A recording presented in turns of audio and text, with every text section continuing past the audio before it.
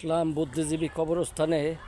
এখানে চিরনিদ্রায় শায়িত আছে অগণিত মা বোন, ছেলে সন্তান, বাবা, অগণিত মানুষ এখানে চিরনিদ্রায় শায়িত আছেন। এই যে একটা কবরের মধ্যে খুব সুন্দর ফুল ফুটে রয়েছে। এটাকে অবশ্য করা হয়, পানি টানি দিয়ে করা হয়। খুব সুন্দর ফুল গাছ।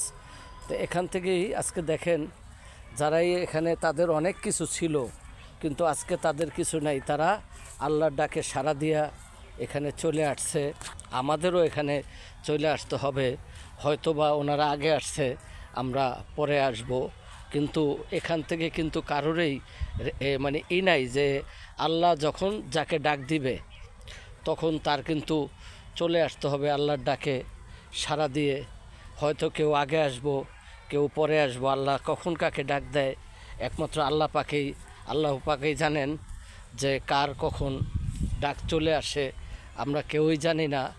আজকে এই বুদ্ধিজীবী কবরস্থানে আসলাম, মাঝে মধ্যেই আসি, কারণ এখানে আসলে কিন্তু হয়তো মনের দিক দিয়ে একটু তৃপ্তি পাওয়া যায়।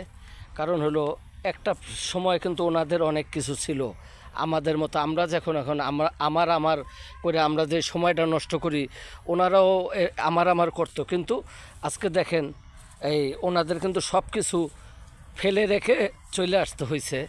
আজকে আমাদেরও হয়তো এরকম একটা সময় আল্লাহ কখন আমাদেরকে ডাক দেয়, ডাক দিলে আমাদেরকেও চলে আসতে হবে। তাই আমরা যেন এই আমার থেকে আমরা বের হয়ে আইসা আল্লাহর পথে চলতে পারি, চলার তৌফিক দান করেন আল্লাহ।